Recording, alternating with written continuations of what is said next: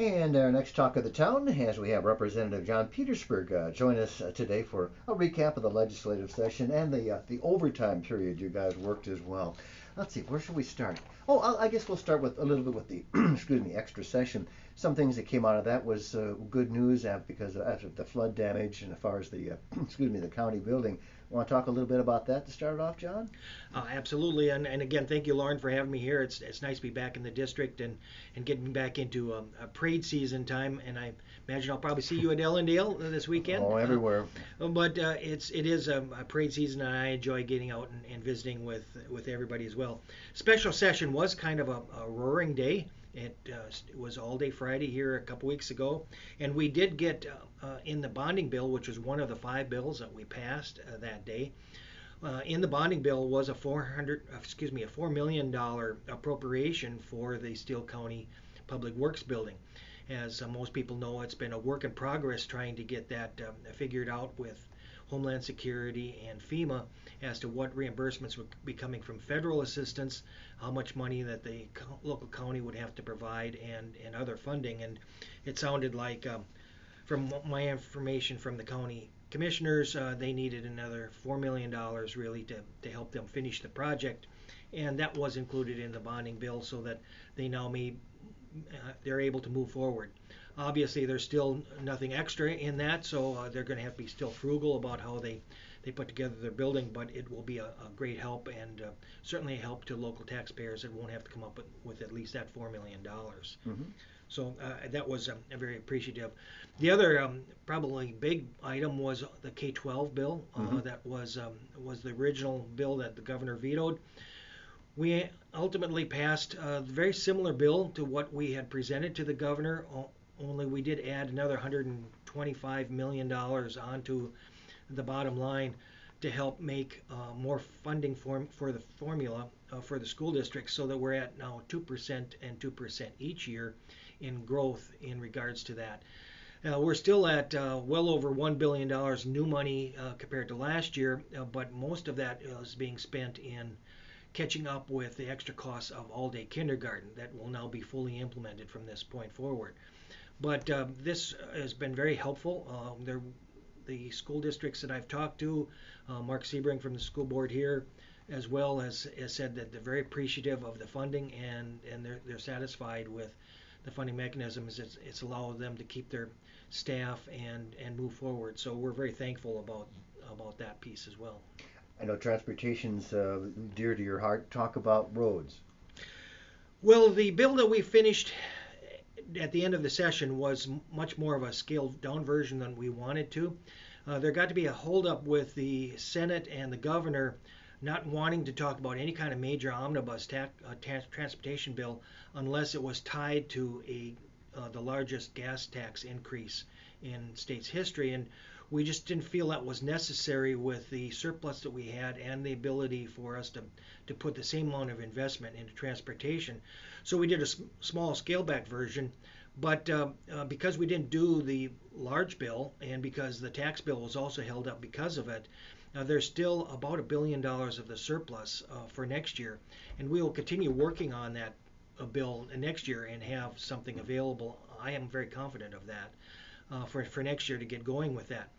However, even with that, the smaller version of bill had some very positive things in it. One that's good for Steele County here is we have $30 million that was added to it for small cities. That's cities under 5,000. They've never received state aid for any kind of roads and bridge work up to this point, so they've always had to rely on property taxes. And so this $30 million will really help a lot of those communities like Ellendale and Medford and some of those others with some additional funds to do some projects that they've been holding up. So that's a very big positive piece.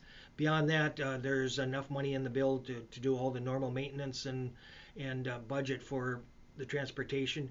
And for those of you that's driven around Owatonna, you know that in our area we've got a lot of construction with 35, the old Highway 14 turn back, as well as the expansion down to the railroad east of 218. So we're inundated with transportation projects here, and that's always nice to see and have that move forward.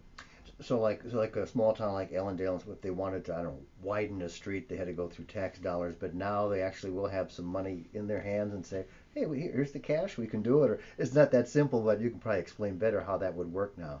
Right, there's a formula, and it's a fairly complicated formula based upon four or five factors, and that determines what funding that they will get, and that will be available for them to use for roads and bridges on top of whatever else other dollars that they have available through their normal property tax assessment. So it just gives them basically kind of a windfall or kind of a gift for that, and we hope this will continue on throughout the years. Okay. Another thing that happened as far as nursing homes and reimbursements, that was a big thing. At least I know Daniels was big on that, and Bennett. Maybe you want to talk a little bit about that.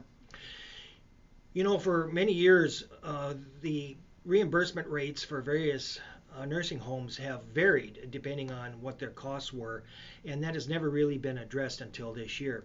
This year, we decided to take a different approach and took the average of the 7 metro county area reimbursements to nursing homes and just made that universally applied all the way across the board. To the tune where in Owatonna here, the nursing homes that are here are going to get in excess of over $1 million a year in additional reimbursements. That's going to make it much more competitive for them to be able to keep staffing and do the projects that they have. It's one of the side effects of our minimum wage increase that was passed a few years ago. When we raised the minimum wage, that made Walmart's and the McDonald's and all those companies raise their wages, making them more competitive with nursing homes. And so people were leaving nursing homes and going to those jobs. So it's just an additional cost that the state is going to have to pick up with this reimbursement rate, and it's overdue. We have vulnerable people in nursing homes that we need to make sure we take care of and do the best job that we can. And this is certainly one step. It's something that we're going to continue working on. We're not done by any means, but this has been a very helpful.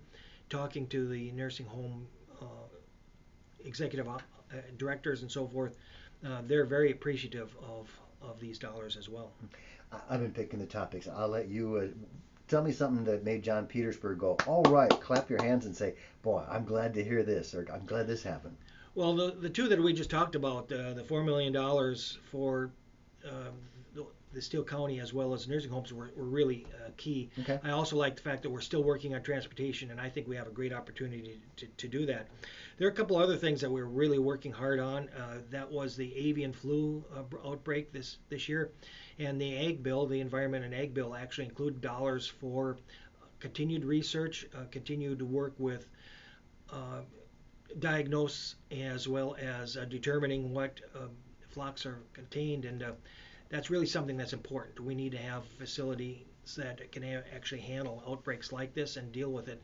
It was devastating for a lot of turkeys, and we even had one barn here in Steele County that was affected.